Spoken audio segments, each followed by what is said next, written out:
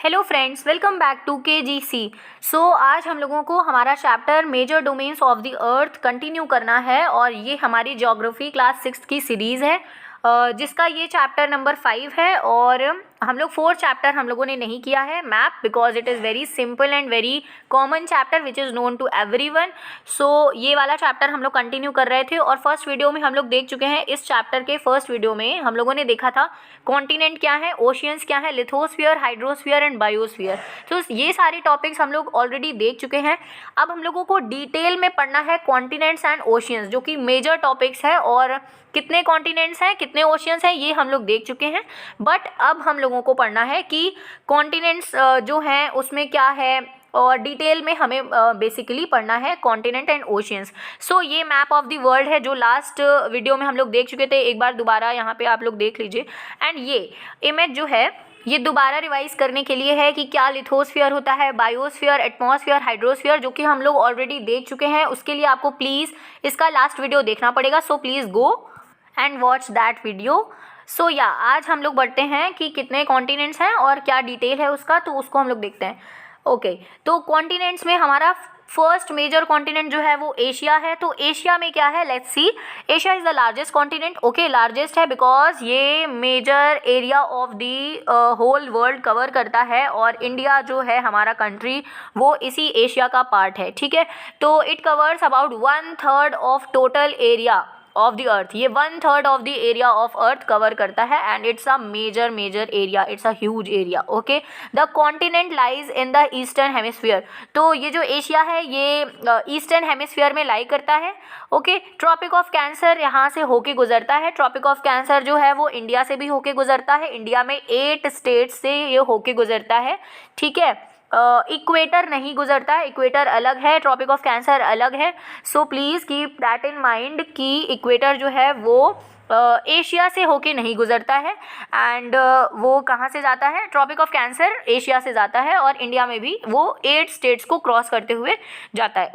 Asia is separated from Europe by Ural mountains. Ural mountains से separated है Asia from the Europe. On the west the combined land mass of Europe and Asia is called Eurasia. तो चलिए इसको detail में समझते हैं कि है क्या। तो बेसिकली यहाँ पे पहले है हमारा जो यूरेशिया इन्होंने बोला है। तो ये यूरेशिया जो है ना, ये एशिया और यूरोप को मिला के है। ठीक है, ये पहले मेजर लैंडमास है। तो हुआ क्या था कि इसको हम लोग शॉर्ट में जल्दी से पढ़ते हैं क्योंकि ये आगे पढ़ना भी है। 9th की NCERT में बहुत डिटेल में दिया है कि कैसे लैंड मासेस सेपरेट होते हैं और अलग अलग कॉन्टिनेंट्स बनते हैं। क्योंकि पहले क्या हुआ था कि लैंड मासेस पूरा एक लैंड मास था। ठीक है, ये सारे मतलब सारे जो कि एशिया है, यूरोप है, अफ्रीका है, ये सब जॉइंट थे। फिर due to the forces and due to the volcanic eruptions ये सारे अलग हुए। Due to the continents and oceanic drift ये अलग होते हैं और ये सेपरेट हो जाते हैं और ये अलग अलग लैंडमास फॉर्म कर लेते हैं। कोई एशिया बन जाता है, कोई अफ्रीका बन जाता है, उनको नेम दिए जाते हैं बाद में। ठीक है, तो ये हमारा मेजर कॉन्सेप्ट है कि कैसे लैंड मासेस फॉर्म होते हैं, कैसे कॉन्टिनेंट्स फॉर्म होते हैं, कैसे ओशियंस फॉर्म होते हैं। ठीक है, तो ये चीज़ है। तो ऐसे ही जब ये एशिया और यूरोप है ना, तो ये एशिया और यूरोप पहले पूरा मिलाकर एक ही लैंडमास हुआ करता था और उस लैंडमास को हम लोग यूरेशिया बोलते थे। देन एशिया उससे अलग हो जाता है एंड यूरोप उससे अलग हो जाता है एंड ये अलग अलग कॉन्टिनेंट्स बन जाते हैं। ये मेजर पार्ट है यहाँ पे। तो इसको हम लोग डायग्राम से देखते हैं। तो ये है हमारा यूरेशिया। ठीक है, ये पूरा है, ये एशिया और अपर पोर्शन यूरोप को मिला के यूरेशिया है। ठीक है, और फिर बहुत सारे वॉल्केनिक इरप्शंस और ओशियन और कॉन्टिनेंट के मूवमेंट से, ठीक है, इन दोनों के रिपल्शन और अट्रैक्शन, जो भी मूवमेंट्स हो, जितने भी मूवमेंट्स होते हैं, ठीक है, उनकी वजह से ये दोनों सेपरेट हो जाते हैं और अलग अलग कॉन्टिनेंट बन जाते हैं। ठीक है, तो ये हमने डायग्राम से देख लिया और इतना अच्छा ड्राइंग है नहीं, पर उसको समझने के लिए सिर्फ मैंने बनाया है। एग्जैक्ट मैप तो कोई नहीं बना सकता है ना, थोड़ा सा हम लोग बाउंड्रीज को सिर्फ शो कर सकते हैं ऐसा। और ये मैंने सिर्फ ऐसे ही सीखा है क्योंकि एग्ज़ाम मुझे भी देना है और मुझे सीखना था, तो इसलिए मैंने सीखा है। अभी ये इतना परफेक्शन से स्क्रीन पे नहीं बन पाता है, बट हाँ पेज में, कॉपी में बन जाता है। ठीक है, प्लीज़ डोंट माइंड कि डायग्राम इतना अच्छा नहीं बनाया है, पता नहीं कैसा बना दिया। नाउ यूरोप क्या है, अब हम लोग यूरोप के बारे में पढ़ते हैं। तो एशिया क्लियर है ना। हाँ, एशिया में एक चीज़ और थी कि ये ईस्टर्न हेमिस्फीयर जो है इसमें लाई करता है। तो इसको भी एक बार हम लोग देख लेते हैं कैसे है। सो ये देखिए हमारी अर्थ है, मैंने बना दी है, और ये सेंटर से जो लाइन जा रही है ये सबको पता है इक्वेटर 0 डिग्री है, ठीक है। ऊपर जो डॉटेड लाइन है नॉर्दर्न हेमिस्फीयर में, अब ये नॉर्दर्न हेमिस्फीयर और साउदर्न हेमिस्फीयर क्या है ये हम लोग ऑलरेडी सब डिस्कस कर चुके हैं ग्लोब चैप्टर में, सो जाके प्लीज़ उसको भी देखिए और वीडियोस को देखना तो पड़ेगा ही, ठीक है। तो उसमें देखिए, और ये ऊपर से जो डॉटेड लाइन है ये ट्रॉपिक ऑफ कैंसर है, एंड रेड पोर्शन मैंने मार्क किया है ये इंडिया है, यहाँ पे इंडिया है जो पॉइंट है, और ये जो पूरा सर्किल बना हुआ है ये पूरा एशिया है यहाँ पे। सो यहाँ से हमें समझ में आ रहा है कि ये जो है ये ईस्टर्न पार्ट में है, ठीक है, ये ईस्टर्न पार्ट में है, पूरे ग्लोब के अर्थ के ईस्टर्न पार्ट में लाई करता है एशिया, ठीक है। तो बस इतना ही इन्होंने बोला था, और ये बोला है कि ये यूरोप से उरल माउंटेन्स के थ्रू सेपरेटेड है, तो यूरोप में उरल माउंटेन्स है, उससे ये हमारा एशिया जो है ये सेपरेट होता है, अलग होता है, ठीक है। उरल माउंटेन्स हैं यूरोप में, बस ये नाम याद रखना है आपको कि कौन से माउंटेन्स हैं। अब आते हैं यूरोप पे। Europe is much smaller than Asia, Europe जो है वो बहुत छोटा है एशिया से, एशिया के कंपैरिजन में, नॉट बहुत छोटा, it is in comparison with Asia, Asia के कंपैरिजन में छोटा है। The continent lies to the west of Asia, Asia के वेस्ट में है। ऑलरेडी हम बता चुके हैं कि जब ग्लोब के ईस्ट में है एशिया, तो एशिया मतलब एशिया के वेस्ट में ही होगा Europe, because eastern most part of the globe जो है वो एशिया है। सो अब एशिया के ईस्ट तो नहीं जा सकते, तो वेस्ट पार्ट में है यूरोप, ठीक है, और यूरोप वेस्ट पार्ट में है। The Arctic circle passes through it, Arctic circle इसके थ्रू पास करता है, यानी ये एशिया के भी अबव है, और ये अभी हम लोगों ने लास्ट स्लाइड में देखा है कि कैसे यूरेशिया सेपरेटेड है, यूरोप ऊपर है एशिया नीचे है, ठीक है, ये बात क्लियर है। अब आता है अफ्रीका। अफ्रीका जो है वो सेकेंड लार्जेस्ट कॉन्टिनेंट है, ठीक है, सेकेंड लार्जेस्ट है आफ्टर एशिया, यानी सबसे बड़ा एशिया देन अफ्रीका, ठीक है। तो सेकेंड लार्जेस्ट कॉन्टिनेंट है अफ्रीका एशिया से, okay. The equator 0 degree, equator जो होता है वो 0 डिग्री होता है, लैटिट्यूड होता है 0 डिग्री, ठीक है। ये क्या करता है, अफ्रीका के मिडिल से निकलता है, ठीक है, अफ्रीका के मिडिल से निकलता है। अभी हम लोग इसको देखते हैं मैप में, बट उसके पहले पूरा रीड कर देते हैं। The large part of Africa lies in the northern hemisphere, ठीक है, नॉर्दर्न हेमिस्फीयर में लार्ज पार्ट है अफ्रीका का लाई करता है। ये एक्चुअली अफ्रीका जो कॉन्टिनेंट है ना, ये नॉर्दर्न और southern part of the equator globe जो है ये पूरा तो नहीं, मतलब ये कवर करता है, आधा हिस्सा इसका ऊपर है नॉर्दर्न हेमिस्फीयर में, और आधा इसका साउदर्न हेमिस्फीयर में है। साउदर्न से ज़्यादा पार्ट इसका नॉर्दर्न हेमिस्फीयर में है, ये कहने का मतलब है यहाँ पे, ठीक है। तो ये हो जाएगा, और ट्रॉपिक ऑफ कैंसर भी यहाँ से निकलता है, ओके, और इक्वेटर भी निकलता है, और ट्रॉपिक ऑफ कैप्रिकॉर्न भी पास करता है। यही मेजर रीज़न है वाई, ठीक है, क्योंकि तीनों चीज़ें पास करती हैं, तो यही एक रीज़न है, क्योंकि एशिया जो अफ्रीका है उसका हाफ पार्ट जो है, हाफ से ज़्यादा पार्ट जो है वो नॉर्दर्न हेमिस्फीयर में है, और हाफ से थोड़ा सा कम एरिया जो है वो साउदर्न हेमिस्फीयर में, लेकिन है दोनों तरफ, ठीक है। तो इसके थ्रू क्या है कि इक्वेटर तो पास करता ही है सेंटर से, और आर्कटिक सर्कल भी पास कर आर्कटिक सर्कल नहीं, ट्रॉपिक ऑफ कैंसर भी पास करता है, ट्रॉपिक ऑफ कैप्रिकॉर्न भी पास करता है, because is the second largest continent, ठीक है, इसलिए ये है। ये मैंने अफ्रीका का इधर पे मैप लगा दिया है, मैप ऑफ द वर्ल्ड, ठीक है, इसमें अफ्रीका ही हमें नज़र आ रहा है, और कुछ ऐसे इक्वेटर यहाँ से पास करती है, ठीक है। तो ये जो लाइन रेड कलर की जा रही है ना, ये इक्वेटर है जो अफ्रीका के जस्ट सेंटर मान सकते हैं, जो अफ्रीका को 2 इक्वल पार्ट्स में डिवाइड करती है, ठीक है। अब इसी के ऊपर है अटलांटिक ओशियन के वेस्टर्न पार्ट में है नॉर्थ अमेरिका, जो हम लोग पढ़ने जा रहे हैं। तो north America is the third largest continent of the world, ठीक है, थर्ड लार्जेस्ट कॉन्टिनेंट है। ये लिंक्ड है साउथ अमेरिका से with a very narrow strip of land called Isthmus of Panama, ठीक है। तो Isthmus of Panama से ये लिंक्ड है साउथ अमेरिका से। अभी हम लोग इसको मैप में देखते हैं। The continent is completely in the northern and western hemisphere, there three oceans around this continent are there, ठीक है। तो 3 ओशियंस हैं इस कॉन्टिनेंट के अराउंड, अभी हम लोग उनको मैप में देखते हैं, ओके।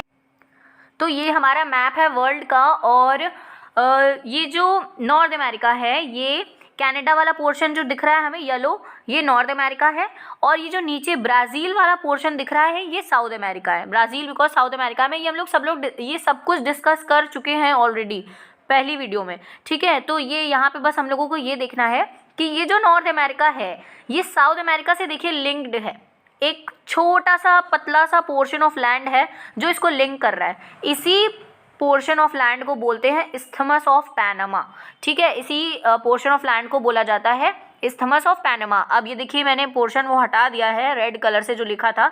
अब यहाँ से आपको साफ साफ नज़र आ रहा होगा कि ब्राज़ील मतलब ये जो साउथ अमेरिका है ना ये लिंक्ड है नॉर्थ अमेरिका से विथ वेरी क्या बोलते हैं नैरो स्ट्रिप ऑफ लैंड। ठीक है, इसी को हम लोग इस्थमस ऑफ पैनामा बोलते हैं। ठीक है, ये है, ये हम लोगों ने देख लिया इसमें north America.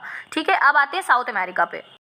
So South America lies mostly in the southern hemisphere. देखा अभी हम लोगों ने, ये देखिए दिखाया है यहाँ पे बॉक्स बना हुआ है, इसमें आपको पूरा दिखाया गया है मैप। ठीक है, नॉर्थ अमेरिका और साउथ अमेरिका और बीच में एरो से इस्थमस भी शो किया गया है। येलो पोर्शन है साउथ अमेरिका, ग्रीन पोर्शन है नॉर्थ अमेरिका, क्लियरली नजर आ रहा है। Which two oceans around it on the east and the west. The Andes world's longest mountains range runs through the length of north to south. ठीक है, तो यहाँ पे एंडिस माउंटेन्स रन करते हैं नॉर्थ टू साउथ पोर्शन में। If I zoom it तो ये जो मैंने रेड कलर से पोर्शन दिखाया है ना ये है एंडिस माउंटेन्स। ठीक है, तो ये एंडिस माउंटेन्स है और ये यहाँ पे शो किया हुआ है। ठीक है, ये येलो पोर्शन जो ये लाइन थी ना नॉर्थ टू साउथ रहते हैं ये, तो ये चीज़ दिमाग में रखिएगा कि हाँ ये नॉर्थ टू साउथ है। ठीक है, और ये वर्ल्ड की लॉन्गेस्ट माउंटेन रेंज है। ठीक है, ये क्योंकि अब वर्ल्ड की है ना ये, तो इसलिए। ठीक है, इंडिया की longest mountain range comment box में बताइए कौन सी है। और क्या है, एक है रिवर यहाँ पे, कौन सी रिवर है। South America has world largest river the Amazon. Amazon river जो है वो साउथ अमेरिका की वर्ल्ड्स लार्जेस्ट रिवर है। ठीक है, Australia is the smallest continent that lies entirely in the southern hemisphere. Australia एक स्मॉलेस्ट छोटा सा कॉन्टिनेंट है जो पूरा साउदर्न हेमिस्फीयर में लाई करता है। ठीक है, और क्या है, it is surrounded on all sides by the oceans and seas. ये पूरा ओशियंस और सीज से सराउंडेड है, एक आइलैंड की तरह समझ सकते हैं इसको, एंटार्क्टिका। ठीक है, इसीलिए इसको आइलैंड कॉन्टिनेंट बोलते हैं। अब आते हैं एंटार्क्टिका पे, तो एंटार्क्टिका ये साउदर्न हेमिस्फीयर में है कम्प्लीटली। ठीक है, ह्यूज कॉन्टिनेंट है और ये लाई करता है साउथ पोल पे। साउथ पोल पे लाई करता है, इसका मतलब ये पोल पे है कॉन्टिनेंट। ठीक है, पोल के एरियाज़ में है, तो जब ये पोलर एरियाज़ में है तो यहाँ पे ऑल टाइम बर्फ़ रहेगी यानी ग्लेशियर्स रहेंगे, तो ये पोलर रीजन हो गया। It is very cold region. ठीक है, बहुत कोल्ड रीजन है। Permanently covered with thick ice sheets यानी ग्लेशियर से कवर्ड रहता है, थिक आइस शीट्स होती हैं यहाँ पे। नो परमानेंट ह्यूमन सेटलमेंट, कोई ह्यूमन सेटलमेंट नहीं है। और नॉर्मल सी बात है, टेम्परेचर ऐसा रहता है, इतना क्रिटिकल टेम्परेचर है कि ह्यूमन सेटलमेंट हो ही नहीं पाएगा क्योंकि ग्रीनरी नहीं है, ऑक्सीजन की कमी हो जाएगी, इसलिए यहाँ पे सेटलमेंट पॉसिबल ही नहीं है। और मेन पॉइंट ये है यहाँ पे कि बहुत सारी कंट्रीज़ ऐसी हैं जिनका रिसर्च स्टेशंस हैं एंटार्क्टिका में। रिसर्च के लिए बेसिकली उन्होंने स्टेशंस बना के रखे हैं एंटार्क्टिका में। और इंडिया का भी एक रिसर्च स्टेशन है एंटार्क्टिका में जिसको मैत्री और दक्षिण गंगोत्री के नाम से जाना जाता है। ठीक है, तो इंडिया के जो रिसर्च स्टेशंस हैं, एक नहीं है दो हैं, एक है मैत्री, एक है दक्षिण गंगोत्री। ठीक है, why these research stations are established there, why. तो देखिए बहुत सिंपल सा रीज़न है कि रिसर्च स्टेशंस जो हैं वो यहाँ पे क्यों इस्टेब्लिश होते हैं एंटार्क्टिका में, वो भी जो कि इतना क्रिटिकल टेम्परेचर है उस एरिया का। ठीक है, तो वहाँ पे इसलिए बिकॉज क्योंकि एंटार्क्टिका में है ना ग्लेशियर्स हैं। ठीक है, आइस की थिक शीट्स है वहाँ पे।